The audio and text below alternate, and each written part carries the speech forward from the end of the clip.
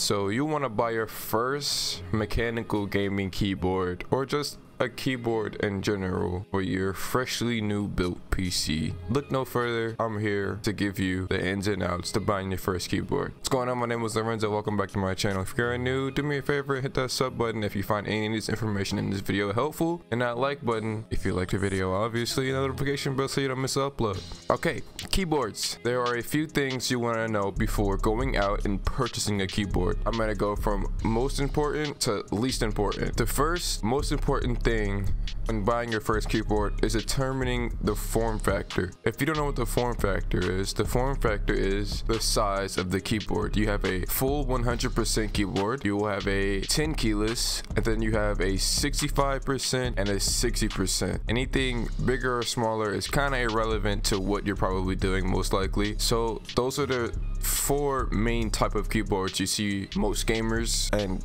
PC users using. 100% being the most common because it has all your keys and all your function keys and all that. Then you have your 10 keyless, which has all your function keys, just no keypad, and your 60%, which only has 60% of the keys. All your number keys, your escape key, your backspace, down to your right control, to your left control with the space bar.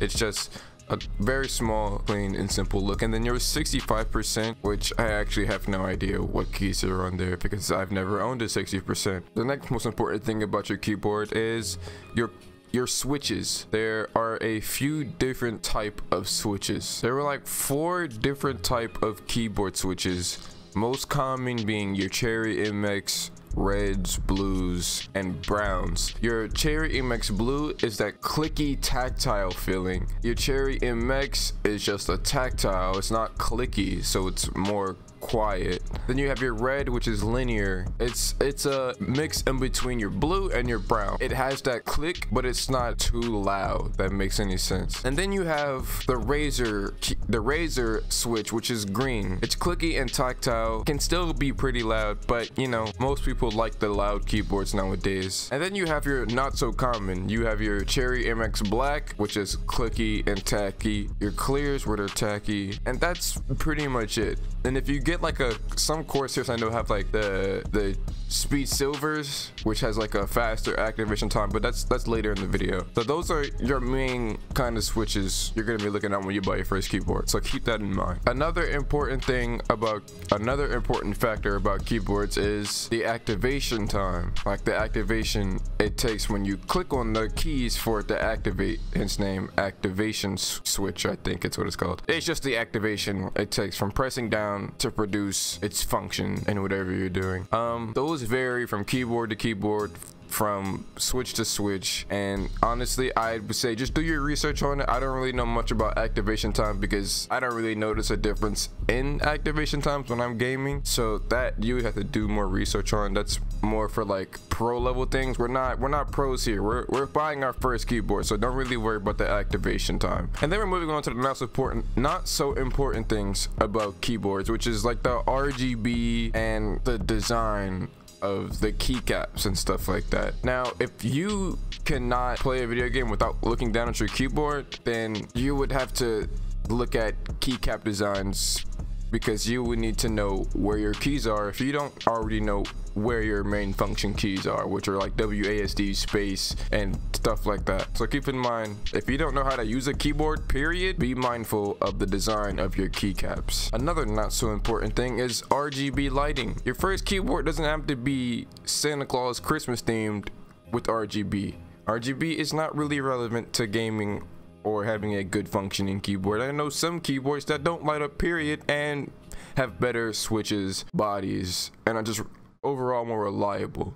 That reminds me, I miss an important thing about keyboards. You don't want to go out and buy a flimsy plastic based keyboard, because 9 times out of 10, if you rage and you were to accidentally hit your keyboard, 9 times out of 10 you'd snap the thing in half. So don't buy plastic body unless it's like a really thick, like not cheap plastic, Usually you want to go for an aluminum an aluminum backplate keyboard because those are most durable and reliable. All of my keyboards besides one are all aluminum, besides the one that came with my PC, which was a thick plastic, but it's still durable. It has a little flex in there, but not too much to the point where if I were to accidentally press on a key too hard, it'd go right through my base. So keep that in mind when buying keyboards, is the plating. You want it to be aluminum or a really thick plastic. And if you don't care about weight, if you're not a weight dummy, you can go, I don't know if they have full metal keyboard, but you can go with some really thick steel or something. I don't even know if they make those, but yeah, that's another thing to take into consideration. Your connection type. Your keyboard will always be USB something. I know the Corsair K70 I have is USB-C to USB 3.0. When buying your first keyboard, do research, look at the specs, the connection type. You want to try and go for USB 3.0 because it has the fastest transfers and speeds. So USB 3.0 or no. USB-C to USB 3.0 is not really a requirement, but later down the line, you're gonna want to be like, okay, I'm trying to buckle down, I'm trying to get serious. Then you can go for USB-C to USB 3.0 because those are faster, have faster transfer rates. For my beginners, I do recommend, if you want to go for a obnoxiously loud RGB keyboard, go for the Red Dragon. You probably never heard of it, but from past experience, the keyboard is great. It's a 60% aluminum backplate, RGB, clicky feely, fast activation time switch that is durable, and it lasted me for over a year of constant use and spilling water on it. I'm not saying go out, grab a bucket of water and dump it on your keyboard, but it's reliable, it's annoying, which most people like, and it's satisfying, and it lights up. Who doesn't like light up keyboards? Now, if you want something a little bit bigger because you want all your function keys, I got recommended a Corsair K70. I love this keyboard. It has a volume scroll wheel, which I've never seen on a keyboard. It has tons of RGB options, and it's quiet. It's quiet, but it's, what's the word I'm looking for? Satisfying. It's quiet, but it's satisfying. The activation time is very minimal. It's USB-C to USB 3.0. It got a play button, a power button, a fast forward button, and a rewind button. The logo even light up. Oh, and I got the tournament edition, so I can flip a switch on the back of my keyboard, and when I am doing competitive gaming, like for a tournament or something, the keys that would usually do something like for my stream or something won't work because it's in tournament mode. It's a non-distracting game mode for your keyboard. It'll disable most of your keys that will hinder your gameplay. It'll stop RGB from changing colors so it's not distracting, and it's just like you get the satisfaction of knowing you can game to your full potential without being hindered by a keyboard. So that's what I recommend. It's a 10 keyless keyboard. It's a K70. Link in the description if you want to buy. I have links in the description to the keyboards I've owned if you want to go out and buy them. But yeah, I mean, it doesn't get any more nitty gritty than that. You look at your form factor, your key switch, your connection type, and that's pretty much it. Like, if you're buying your first keyboard, you shouldn't really be worried about RGB and, you know, stuff like that. Oh, and don't forget your base. Don't go with one piece plastic. It's gonna be drastic. You feel me? Respectfully. Anyway, if you found today's information useful in some sort of way, hit the like button for me. It's been real. I gotta edit this video and film another video, so I'm out of here.